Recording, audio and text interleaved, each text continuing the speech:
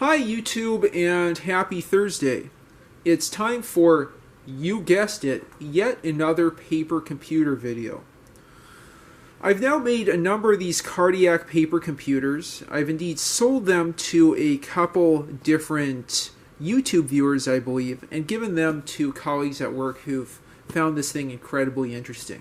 I had never heard about this until this year, being a avocado toast millennial born in 1994, and neither had my Gen X, millennial, and Gen Z coworkers who are all really impressed with this thing, and especially that self-modifying code demo.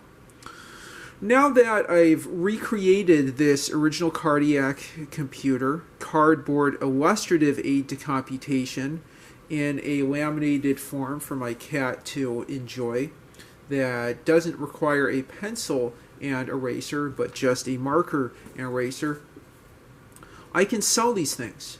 If I want to sell this replica, this recreation of history, I need an ad campaign. Yes, I do. And I thought, how can I advertise this beating heart of paper computing? What would really sell this?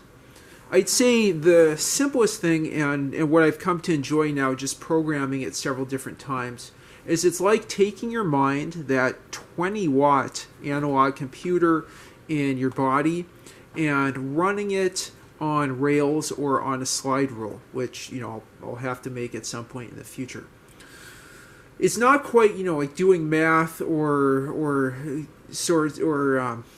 there's another joke about math and philosophy, that the difference between math and philosophy is in mathematics you have a wastebasket, in philosophy you don't.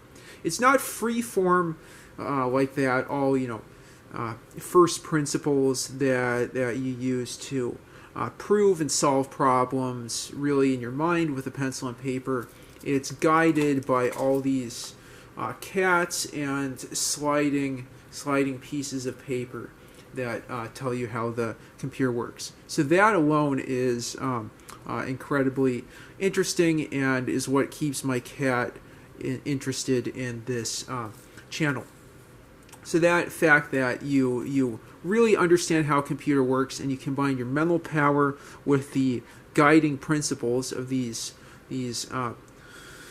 sliding strips here is something that makes it really exciting. I'd say the jokes are another selling point. Now that this is laminated, you can't tell your teach that your coffee or beer or tea or sake or maybe kombucha drowned your homework. You can also say this goes into cardiac arrest if you encounter some error with it. There's a lot of funny sort of dry, what's the word, corny jokes that you can make about the cardiac computer. Another thing is it isn't fast. It's almost inherently in trace mode. That's also sort of funny. My cat really loves it. Someone remarked that this computer must be purring complete.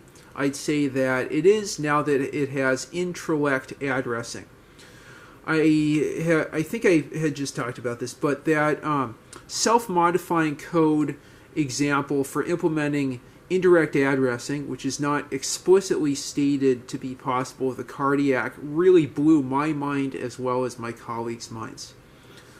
Another thing is, people I talked to who used this in the 60s said that learning to use the cardiac really changed the way they programmed on mainframes and personal computers at the time, and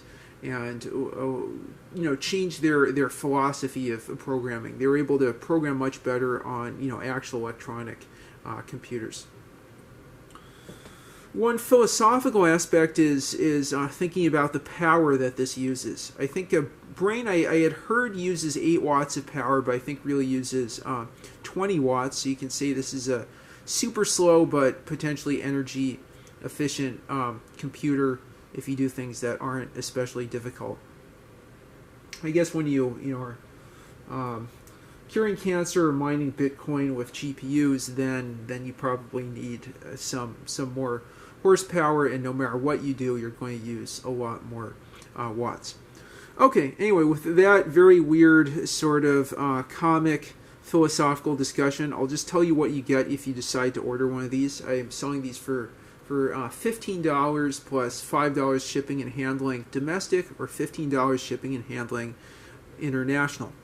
These come pre-assembled with all the pages of the cardiac cut, the sliders in the first page, as well as input and output cards. It's all 20-pound printer paper that's laminated with 3mm sheets, which I've been surprised to find is more than durable enough. I've made sure that all these sliders go back and forth properly and don't have any little extra pieces, stringers of paper stuck on it. I'm also, of course, include the second page of the cardiac with the different memory cells, also pre-cut with these 100 different positions for the different memory cells, and the output card already loaded into it.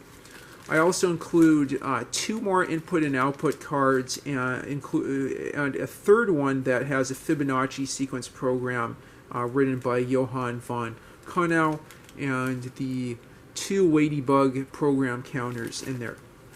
I think it's a great teaching tool. I plan to add upload the original manual to my website, which I'll include in the description down below, and to record a lot more examples of programming this. I'll have another one that I'll do tomorrow before getting back to some more Kenback projects.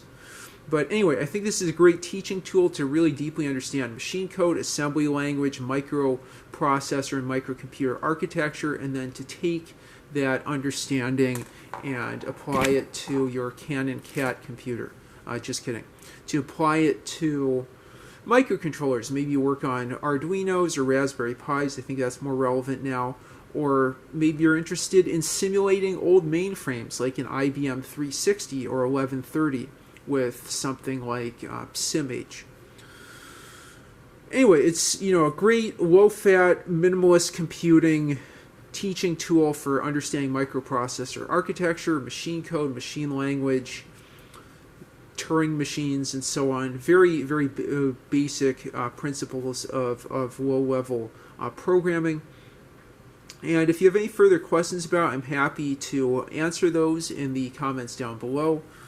My cat might also be interested in supervising your projects, as well as by email. I can also direct you towards particular resources about the cardiac.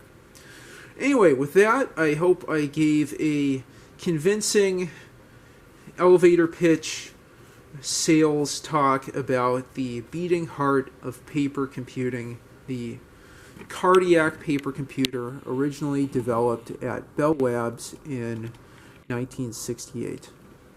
Okay, and with that, I appreciate your attention. Please like and subscribe if you like what you see. Thanks for watching, and have a great rest of your week.